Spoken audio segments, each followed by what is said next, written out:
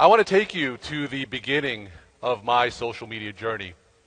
And this is back in the early 2000s. And at that time, we were all watching Google as it was just starting its meteoric rise. Back then, Google had a service. It was called Google Answers. It was relatively little known.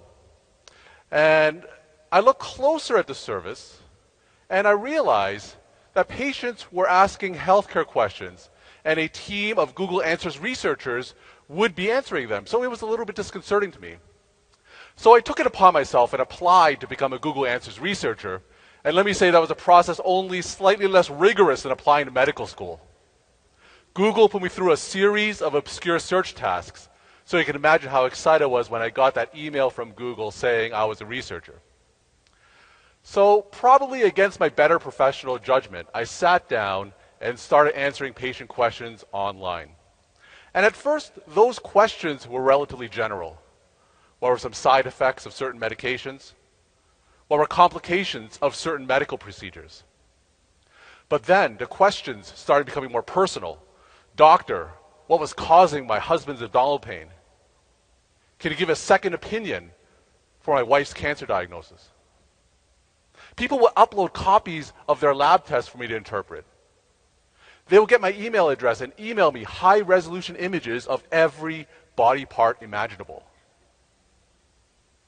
And it got to a point where one evening, I remember coming home from a busy day at clinic. I opened my inbox, and it was full of emails from people I didn't even know. And I realized that patients just weren't getting the information they needed in the exam room. It was an indictment of the doctor-patient encounter. And I also realized how the internet could play a role in filling that information void. Now, a few years later, in the spring of 2004, I remember having a conversation with my brother-in-law. And he said, Kevin, you have a lot to say about medicine and healthcare. You really should start a blog. And I had to admit, I had no idea what a blog was. So he showed me the website Blogger. And to me, it was a revelation, because here was a site where you could write an article, share your thoughts, hit publish, and the world can read what you had to say. So I started my own blog at kevinmd.com. But honestly, I wasn't sure where this was going to go or how long this was going to last. A few months later, in the fall of 2004, there was a major drug recall, Vioxx. And I'm sure a lot of people who are here remember that drug.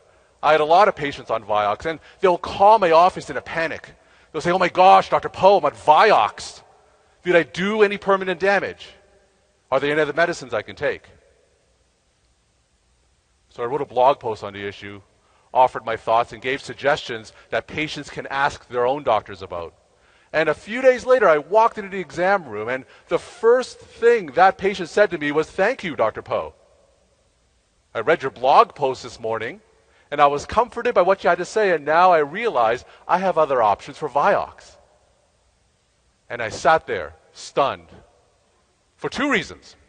The first was that someone other than my family was interested in what I had to say online. And the second was that social media had tremendous potential to connect with patients. Now, social media has fundamentally transformed the way people communicate. Every company has to have a Facebook page. Every organization has to be careful about what they say on Twitter.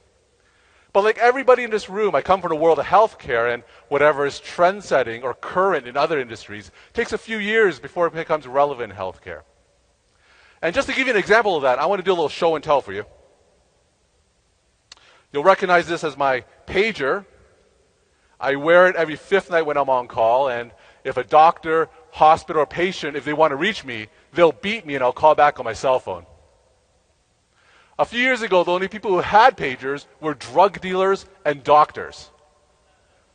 Today, it's just the doctors.